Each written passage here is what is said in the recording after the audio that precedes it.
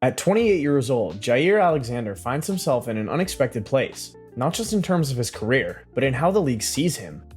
Once considered one of the NFL's most elite lockdown cornerbacks, Alexander's recent seasons have been riddled with injuries, on and off field issues, and questions about whether he's still worth building around. But don't get it twisted, when healthy, Alexander is still a top-tier defensive back. And now, with his release from Green Bay finalized, the entire NFL is watching to see where he lands next. Whoever gets him might be adding a massive defensive weapon, if they can manage the risk that comes with it. Let's start with who Jaire Alexander is as a player.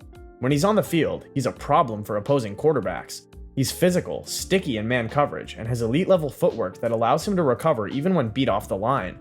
His instincts are top tier. He reads route combinations and breaks before the ball is out. In 2024, despite playing just 7 games due to injury, he still recorded 2 interceptions, a defensive touchdown, and allowed a passer rating under 80 when targeted. He was Pro Football Focus's 25th best corner overall, with high marks in man coverage situations, and that's coming off a year where he dealt with a quad strain and a PCL tear. Even in a limited season, he flashed the playmaking ability that once earned him All-Pro honors. Across his career, he has 10 interceptions, 64 pass deflections, and a completion percentage allowed under 58%. That's lockdown territory, but the issue is availability. Since 2021, he's only played in half of his team's games. His missed time in 2024, just like in 2021, was largely due to soft tissue and ligament injuries. And the Packers' patience, understandably, wore thin. They tried restructuring his contract, floated trade options, and ultimately made him a post-June 1st cut, saving more than $17 million in cap room. Now that he's available, 5 teams make sense as destinations, each offering a unique path depending on what Alexander wants most: playing time, a chance at redemption, a Super Bowl run, or leadership. The first team to look at is the Philadelphia Eagles. Philly's defense was a liability last year, and it was especially exposed down the stretch. Darius Slay was aging, James Bradbury regressed, and the back end lacked consistency. The Eagles responded aggressively in the draft, selecting Quinyon Mitchell and Cooper DeJean, 2 of the most versatile and athletic DBs in the class, but they're rookies, and in today's NFL, you can't ask rookies to carry your secondary. This is where Alexander makes perfect sense. He wouldn't need to be CB1. He'd be part of a rotation, brought in on passing downs, 3rd and longs, or as a nickel defender when matchups demand it. The Eagles' defensive coordinator, Vic Fangio, has had success with veterans in these roles. Plus, Philly has a roster built to win now, and adding a player like Alexander on a 1-year incentive-heavy deal would be low risk and potentially high reward. If he stays healthy and produces, he becomes a postseason weapon. If not, they have rookies developing behind him. For Alexander, it's a chance to compete immediately for a ring and rebuild his value with limited reps. Next up are the San Francisco 49ers. If Alexander wants the clearest path to a Super Bowl, San Francisco might be the best fit. They have nearly $50 million in cap space after recent restructures and need a replacement for Charvarius Ward, who left in free agency. The Niners' scheme under Steve Wilks doesn't ask corners to play high-risk man coverage every snap. It mixes in zone and off-man, which helps keep players healthy and fresh. That would benefit Alexander, especially as he returns from injury. There's also a strong culture in San Francisco that Alexander could thrive in. Veterans don't need to be leaders in that locker room, they just need to do their job. This would be a chance for Alexander to step into a well-defined role on a team that doesn't need him to be the guy, but still values what he brings.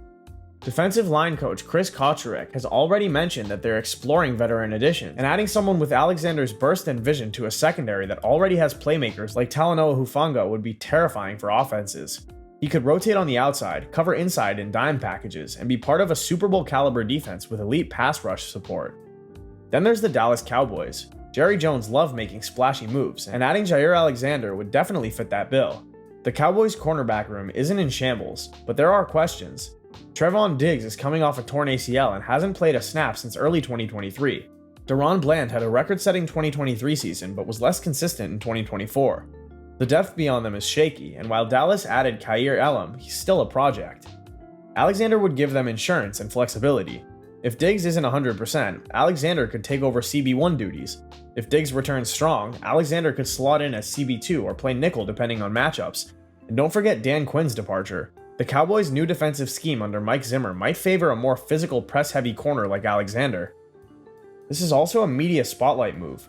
Alexander is a personality. He plays with swagger, and Dallas offers the kind of visibility that could help him rebrand his image. If he plays well in Big D, he's back on every Pro Bowl ballot and primetime broadcast.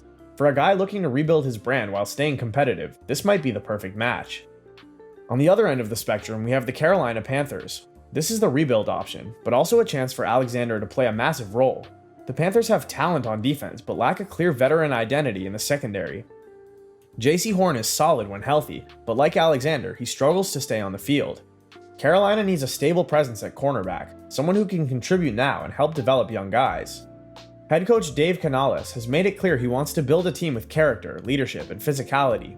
He's already said he's not ruling out veteran additions in the secondary, and Alexander would be the perfect tone setter for a unit that's lacked one. Here, he'd get starter-level snaps, the chance to captain the secondary, and the ability to control his narrative. He wouldn't be part of a Super Bowl push, but he'd be central to everything they do defensively. This would also be a homecoming of sorts. Alexander's from Charlotte. Returning to North Carolina could be meaningful at this stage of his career. It's a slower spotlight, but a louder voice. If he wants to be a leader and reset, Carolina might be the best fit. Lastly, the Atlanta Falcons offer a unique mix of both competitive potential and developmental opportunity. The Falcons are quietly building something on defense. With Jesse Bates III anchoring the safety spot and AJ Terrell already established as a top corner, they're one piece away from having a dangerous back end. Alexander could be that piece. Terry Fontenot and Raheem Morris have made it clear they're not afraid to take swings in free agency, and they've got the cap flexibility to make it work. The Falcons aren't as far from contention as people think, especially in a wide-open NFC South. Alexander could slot in opposite Terrell and give Atlanta one of the best man-to-man duos in the conference. There's also room for him to play inside or rotate in sub-packages to preserve his health, and playing in a fast, aggressive scheme like Morris's could maximize his athleticism and instincts. Beyond the X's and O's, Atlanta gives him a chance to stay in the South, get consistent reps, and re-establish himself in a rising defense. It's not quite a prove-it year, but it's close, and if he balls out in Atlanta, he'll be back on the open market next offseason with far more leverage. So what does Alexander want? If it's about winning now, the Eagles, Niners, and Cowboys all offer different flavors of playoff contention, with Philly and San Francisco offering elite infrastructure and Dallas bringing the visibility and brand power.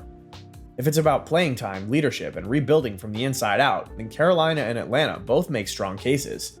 The answer depends on how Jaire Alexander sees the next chapter of his career. Is he chasing a ring, a starting role, a redemption arc? Maybe all of the above. What's clear is that the talent hasn't gone anywhere, only the availability has, and in the right scheme, with the right support and medical staff, there's no reason Alexander can't return to being one of the NFL's top corners. So now it's your turn. If you're calling the shots, which team should sign Jaire Alexander? Are you all in for a Super Bowl push with Philly or San Francisco? Do you give him the star platform in Dallas? Or do you hand him the keys in Carolina or Atlanta and let him lead a young defense? Drop your take in the comments, hit like if you'd take him on your team, and tell us which jersey you think he'll be rocking in Week 1. One thing's for sure, his next move might just be the biggest defensive story of the offseason.